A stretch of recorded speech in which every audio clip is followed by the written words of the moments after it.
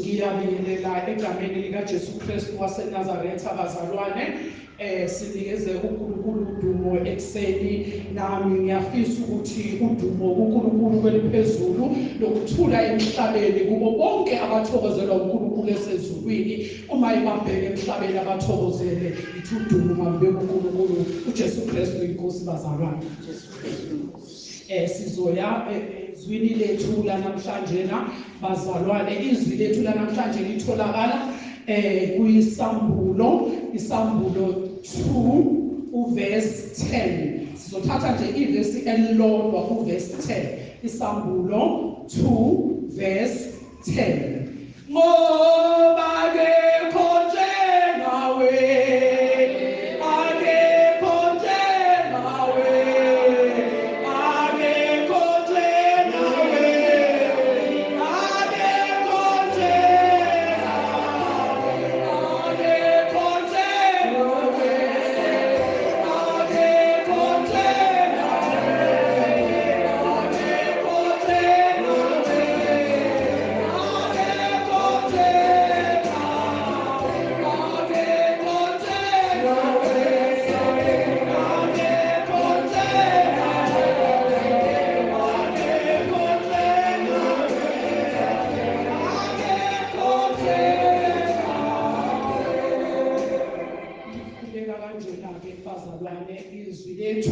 elitholakala kuyisambulo chapter 2 verse 10 lithi ungesabi lokho ozakuhlupheka ngakho. Bheka usathane uzokuphonsa abanye kini etilongweni ukuba nilingwe futhi niyakuhlupheka izinsuku eziyishumi. Thembeka kuze kube sekufeni ngokunika umqhele wokuphila. Amen bazalwane. Haleluya. Ngicela siguqe sikhuleke. Baba egameni lakho uNkulunkulu wethu ongcwele nimandla wonke, nanti izwi lakho Baba, izwi lakho elinguwe uqobo, izwi lakho owenza ngalo bonke uNkulunkulu wethu ongcwele, uNkulunkulu wethu onamandla. Ngiyakhuleka egameni lakho ukuthi manje uNkulunkulu wethu ongcwele usho konke ofisa ukukusho ngaleli izwi, ubeke Nkosi lahle emlonyeni wakho wami, ubusise Nkosi izwi lakho ngoKristu Jesu inkosi. Amen. Bazalwane, izwi lethu sesifundileke elithi ungesabi. Lithi uma le nkonzo namhlanje singayinika izwi singethi nje ungesabi yethemba uNkulunkulu. Ungesabi yethemba uNkulunkulu. Lithi ke malikhala nje sesifundile lathi ungesabi lokho ozakuhlupheka ngakho. Bazalwane, lelizwi likuyisambulo, isambulo lesi engathi kwaNkulunkulu wayibona lento yokuthi njalo empilweni yomuntu osemhlabeni kuba khona ukwesaba, ngoba ukwesaba kuba khona njalo izimo eziningi esiphila ngaphansi kwazo ziyakuveza ukwesaba. Laselibhala leli verse namanje esambulweni 2 verse 10 lithi nje ungesabi. Into nje okuliwa nayo kuthiwa ungesabi. Yini indaba kufanele ungesabi? Lokho ungesabi lokho ozakuhlupheka ngakho. Bazalwane, uma siphila emhlabeni ziningi inhlupheko ezivelayo, kakhulukazi uma nje ukholwa. Kuye kube ngazathi uma ukholwa abaningi bayecabanga ngathi ukuthi uma ukholwa yonke into kuwe izohamba kahle, kanti akuzukuba njalo. Kakhulukazi inhlupheko zizokwehlela nawe ukholwa, kanjengoba sikhonza uJesu wayehamba emhlabeni naye wahlupheka kakhulu nangenxa yethu. So izwi likaNkulunkulu likhonela ukusiqinisa ukuthi singesabi lokho esizokuhlupheka ngakho, ngoba kuningi esizohlupheka ngakho.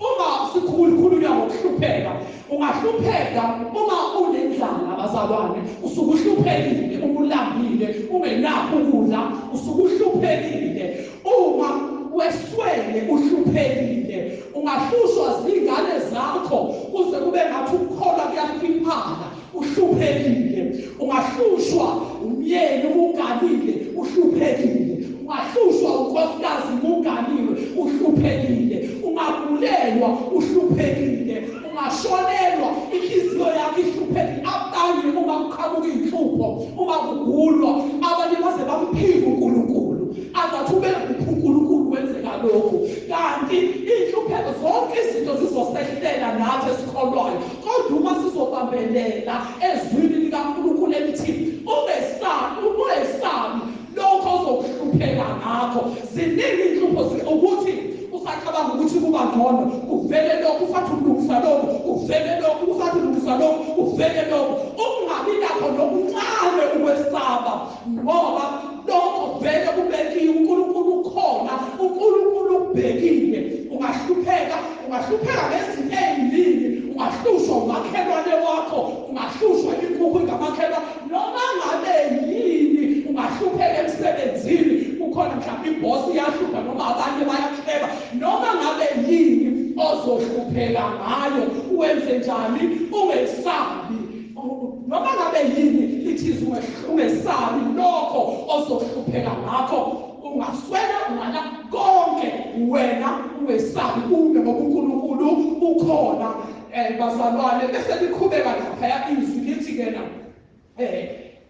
okay bese lithi ozohlupheka ngakho abanye bese libheka uSathane uzokuphonsa abanye kini empilweni ukuba nilimwe bazalwane kungaba noba yini uvele uunderstande kahle ukuthi izwi likaNkulunkulu likusho ngokusobala ukuthi inhlupheko esisehlelayo aziqali ngathi wovele ubona ukuthi isendleleni kaNkulunkulu impela Liko zizokwehlela lithi izwi lenkosi uSathane uzophosa abanye bethe entilongweni uma sekuvuka konke okushisayo uwishiwishi kumosheka ngapha nangapha wokwazi ukuthi awu mhlawumbe sekuyizo lezo nsuku zami-ke sekuyisikhathi sami sokuthi ngiyenze njani manje ngiyalingwa ngiphosiwe ubani uSathane entilongweni kuthiwa abanye bethu uzobafaka iy'nsuku ezilishumi kuphi entilongweni okwakho ukuthi ume ngoba bazalwane angeke usho ukuthi uyakholwa uma izilimo zingaveli ngeke ukwazi ukuzwa kahle ukukholwa zizovela ngapha nangapha izilimo kushise uthi usathi usanake lokhu usathi kuhamba kahle onakale lokhu woqonda kahle ukuthi yini kwenzeke kanjalo okwakho ukuthi ungesabi ukhona uNkulunkulu uyazi ukuthi ungasabi lokho ezohlupheka ngakho yonke into enhlupheko ozobhekana nakho manje uqonde wazi ukuthi akwehlelanga wena kwehleli wena wedwa nabo bonke abanye abazalwane kuyabehlela noJesu Kristu esesemhlabeni waba lusizi wahlupheka naye kangakanani-ke thina singafuni ukuhlupheka bese liqhubeka izwi lithi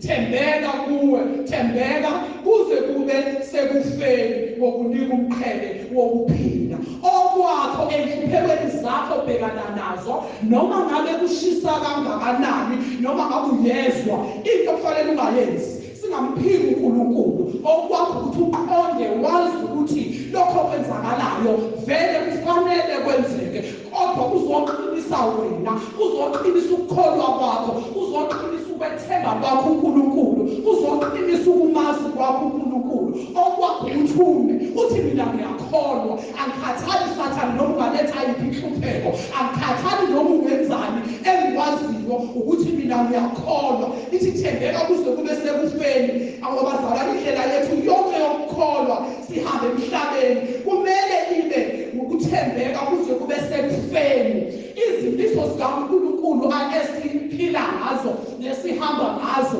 uma lithi izwi lenkosi ungebi awebi uma lithi izwi lenkosi ithanda umakhelwane wakho konke lokho sikwenza ngokuthembeka indlela yekholwa iyamukeleka ukuze kube ukuphulukiswa komphefumulo sesiphume enyameni ukuze kube sekufeni thina uma siyokubambelela kuNkulunkulu sethembeke kuNkulunkulu kuze kube sekufeni. Kukho konke sihlangana nakho senze njani bazalwane? Ungesabi, yethemba uNkulunkulu, uNkulunkulu khona noma ngabe kuyashisa okwethu kwethembeka kuze kube sekufeni. Sithembekile phambi kukaNkulunkulu, sihamba ngobungcwele phambi kukaNkulunkulu. Bazalwane, uma sikhubeka siya laphana ihubo 112, ihubo 112 lifundeka kanje 112 lithi akesabi imibiko emibi, inhliziyo yakhe iqinile yethemba uJehova. So uma ubheka ihubo 112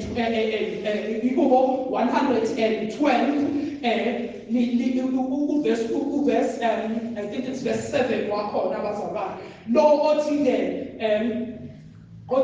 inhliziyo akesabi imibiko emibi, inhliziyo yakhe iqinile. Verse 7 nakuthi kena akesabi imibiko emibi, inhliziyo yakhe iqinile yethemba uJehova. Isihloko sakhona lapha phezulu sithini? Sithi inhlanhla yomesaba uNkulunkulu. Mawusuku umesaba uNkulunkulu, usuke inhliziyo yakhe iqinile, awunandaba nalutho. Ukho konke okwenzakalayo wena usuke wethembe uNkulunkulu. Uma kuvela imibiko njengoba bazalwane uma sesithaphule incwadi kaJobe, kwathi uJobe mazivela zonke izinto ezibuhlungu ezazimehlela, waye azi kahle ukuthi uyamethemba uNkulunkulu, wayengasabi lutho ngoba wayemathemba uNkulunkulu. Uma lithi-ke akesabi uNkulunkulu, akesabi imibiko emibi, inhliziyo yakhe iqinile yethemba uNkulunkulu. Noma kungaqhamuka wuphi umbiko, ngathi ngiyambona uJobe uqhamuka umbiko ube kuthiwa kwakulesi sikhathi samanje kwakuzovela i-SMS kuthiwa senishonile ingane zakho zonke, uthi ushonile unkosikazi wakho, uthi ishonile imfuyo yakho yonke. Ungene inqoba yama-SMS same time. Wena kufanele wenze njani? Ungesabi, inhliziyo yakhe iqine. Sihleze emhlabeni uyosizi bazalwane kwayo yonke into okubuhlungu nokushisayo. Uzothi uhleze ekhaya kuthiwe nani ngoba isiginqikile, ingane yakhe iginqikile, sekuphelile ngayo. Wena kufanele unamathele kuNkulunkulu. Omesabayo uNkulunkulu lithi ilizwi lithi-ke akesabi imibiko emibi, inhliziyo yakhe iqinile. Ngoba yini na? Iqinile yethemba bani? uJehova. Kufanele sihlale sazi ukuthi konke okuzehlehlela nokubuhlungu uNkulunkulu uyakwazi. Thina kufanele sibheke uNkulunkulu ukuthi ukhala ubusho ukuthi inhliziyo yami ifanele ukuqina ngoba mina ngethemba bani? uNkulunkulu. uNkulunkulu bazi ukuthi ngalesi sikhathi kuyobe kunje. uNkulunkulu bazi, wayazi, kodwa mina kumele ngimethembe uNkulunkulu. Siyeke lokho ukuthi uNkulunkulu besekuphi kwenzeka kanje, uNkulunkulu benza sikhulume kabi, kodwa hlaleni kuNkulunkulu, sihlale simethembe, sinamathele kuye, inhliziyo zethu ziqine ngoba siyazi ukuthi lapho kunokufika khona kuzoba nokuhamba. Kungaba imibiko ebuhlungu yokuhamba kwezihlobo zethu, abanye basenabo omama, uyababongela, uyowuzwa ukuthi kuba njani uma kuhamba umama, uyozwa ukuthi kuba buhlungu kanjani, ucabange ukuthi angcono kube nami ngiyahamba. Ayikho leyo nto.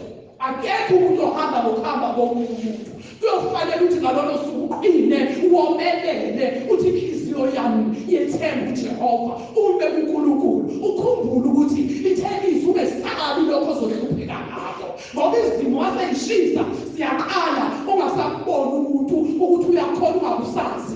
Kufanele ukuthi umemeze uNkulunkulu, uqale kube khona ngisho ukukhuleka. Kanti mawuzoqala ufuthi akusezwakali, uthi Nkosi kunje, uthi Nkosi wena odalile izulu nomhlaba, uthi Nkosi kunje, enhliziyweni yami ngiyazi ukuthi ukhona. Ngoba bazalwane kuke kungakhulekeki, zisazovuka izinto emhlabeni, ziyavuka ziyophela mhlaba.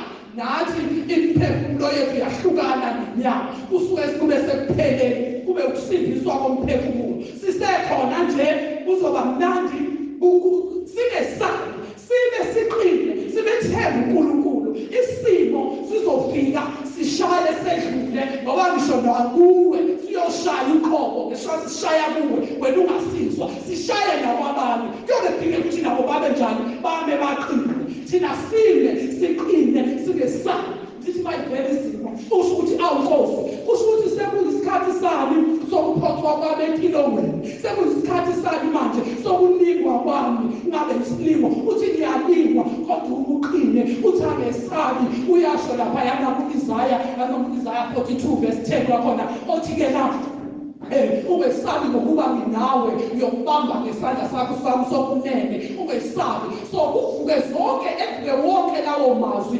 sinethembe bazalwane uNkulunkulu sibe kuye ngoba ayikho i-situation eyofika eyoshintsha uNkulunkulu ukuba uNkulunkulu siyoshintsha thina sishintshwe izimo ngenxa yokwesaba size simphike uNkulunkulu kodwa uNkulunkulu uyohlala uNkulunkulu thina okwethu ukuthi ethi inhliziyo yomelele siqine kumazini uNkulunkulu siqine kumethembeni uNkulunkulu sihlale kwenzeni izwi likaNkulunkulu singesabi ngokuba lithizwe ngokuba abanye bekusatha kuzobaphosta etilongweni into 10 ukuyibuza ukuthi angazi nokuthi no10 mhlawumbe wawubalwe ngenye indlela mhlawumbe bekuseyiso leso sikhathi kuseyitilongo lami mhlawumbe nisekulingweni uthandaza utshela uNkulunkulu uthi Nkosi nasi sibe siphambi kwami uhlale kumazini uNkulunkulu bese bazalwane siye kwiHubo 23 ivesi nje ejwayelekile iHubo 23 lapho kuthi khona noma ngihamba esigodini sethuzi lokufa angesabi okubi ngokuba wena nami intonga yakho nodondolo lwakho ziyangiduduza bazalwane noma ngihamba esigodini sethuzi lokufa sizohamba esigodini sethuzi lokufa ukuhamba esigodini sethuzi lokufa ubuginqika nemoto bakwenzeka noma yini eyenzakalayo empilweni yakho ukuhlupheka ungawutholi umsebenzi ulambile konke lokho kuwe ungakuvuseli ukwesaba kodwa akuqinise khona abanye bazalwane uthola ukuthi mhlawumbe nje wena kwakubeka ukuthi kumele ukholwe ungasebenzi nje emhlabeni uze kuyovala ungazazi ukuthola umsebenzi kufuneka ukuthi ukuthi angesabi ngokuba yena unaphi ungasibasebenza abantu left and right awunokuthi uthi ayishuthi uNkulunkulu akekho-ke uma kunje bonke ekhaya bayasebenza mina ngisebenzi kodwa ngithi ngiyakholwa kushuthi uNkulunkulu akungabibikho simo esizokwenza ukuthi uphike uNkulunkulu okwakho ithangesabi ngokuba wena nami intonga yakho nodondolo lwakho umoya ogcwele kaNkulunkulu ziyamduduza usuku nosuku azenzeke zonke lezi kungenzeka ukuthi eyakho injabulo nentokozo ayibekelwe nayo emhlabeni kodwa uyibekelwe kuphi ekhaya ezulwini uma uyothembeka kuze kube sekufeni bayothi bekhala ngapha nangapha abajabulile emhlabeni wena bese uyaduduzwa ezulwini ngoba zithe izimo zingakuhambeli kahle emhlabeni wathi wena ngiyamazi umhleli wami wathi wena ngesabi wathi wena ngizoma kunje noma behleka ngapha nangapha bethi uyakholwa uNkulunkulu wakho akakunika umsebenzi kodwa uthi uyakholwa ukuyingane zakho zihlupha kangakanani kodwa uthi uyakholwa ukuhlupheke kangaka umyeni wakho wagana ukuhlupha kangakanani uthi wena ngesabi ngokuba umhleli wami ukhona angesabi uNkulunkulu ukhona umile nami njalo singafuni ukuyikala ngabantu basemhlabeni ukuthi kubani kwenzeka ukuthi kubani kwenzeka ukuthi kodwa bheka impilo yakho ngoba umuntu nomuntu unempilo yakhe uNkulunkulu ambekele yona waqala wabukeza abantu wafuna ukujudge impilo yakho ngezabantu uzomosha ungakwazi mina bazama kuyekwenzeka ngiyokhuleka last year lesikhathi uhamba ubhuti wami esibhedlela ngathi noma ngifika ngakhuleka ngithe mangiqeda ukukhuleka wavele waqala wakhombisa ukuthi useyadlula emhlabeni ngiqeda nje ngithi amen wavele wakhombisa ukuthi ngikade ngithemba phela ukuthi nami hayi uNkulunkulu uzomvusa wavele wadonsa umoya kanye wawudedela waphela kanjalo kwakukhona ubhuti wami eduze kwami wavele wangayibona-ke nje ngempela lento ukuthi uma ukhuleka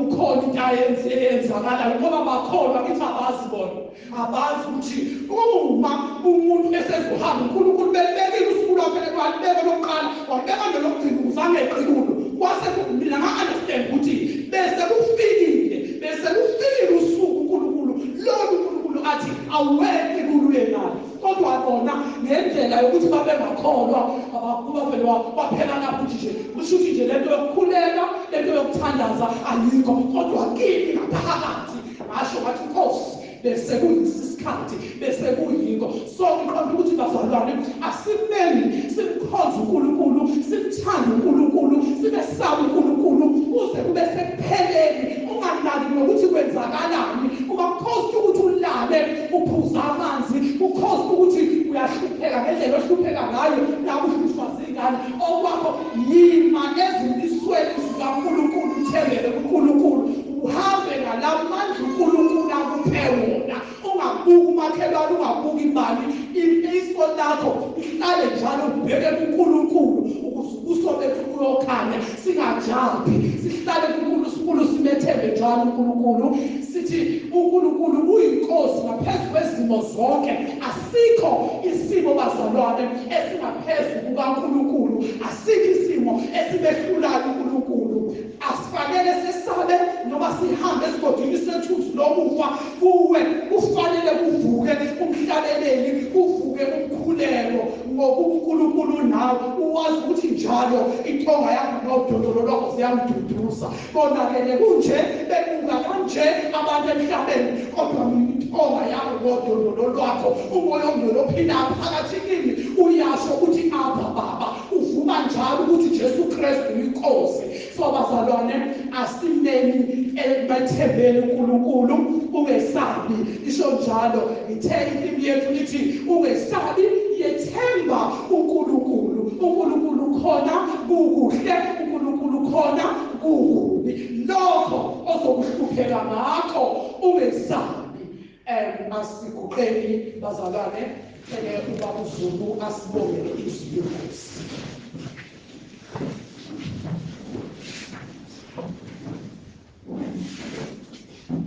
Baba egameni likaJesu Kristu Nkosi yethu siyabonga uNkulunkulu wethu umusa wakho siyabonga Nkosi Jesu ngothando lwakho izwi lakho Nkosi liyiqiniso izwi lakho Nkosi linguwe uqobo Baba wethu ongcwele siyabonga Nkosi Jesu ngalokho Nkosi okhulume ngakho namhlanje ngiyakhuleka Nkosi yokulunga kuba yilona loyo khona la uNkulunkulu wami aphume Nkosi ahambe angasabi ngokuba wena Nkosi ukhona uyaphila ngiyacela Nkosi Jesu ukuthi usinike amandla ukuba siphose zonke izinkathazo zethu kuwena ngoba wena Nkosi uyasithwalela zona siyanxusa ngegama lika Jesu siyabonga uNkulunkulu wethu ukukhuluma kwakho kube kuhle namuhla kuyasikhumbuza ukuthi uma sikholwa sihlala kuwe ngeke Nkosi sasaba nanoma kuvela ziphi izimo zempilo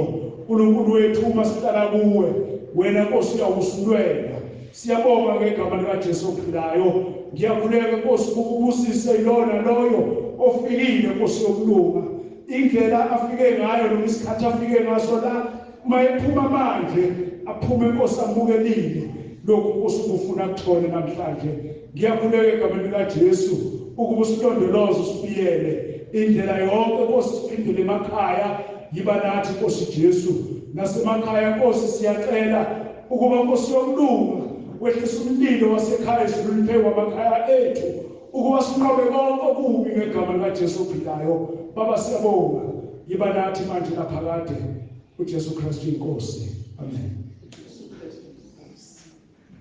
asiyeni ku-127 bazalwane sidluliseni emveni kwemfundiso nxa uJesu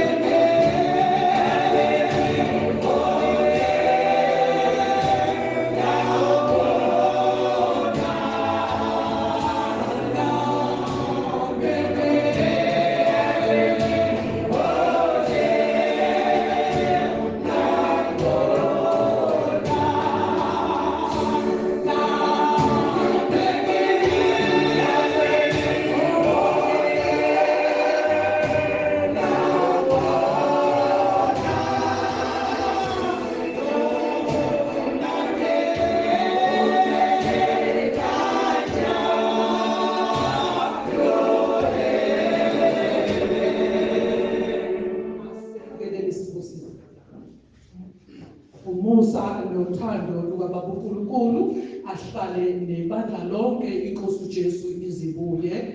Amen. Inkosi uJesu Kristu inkosi. Sihambe libe lokuthula kwenkosi kaZama. Amen.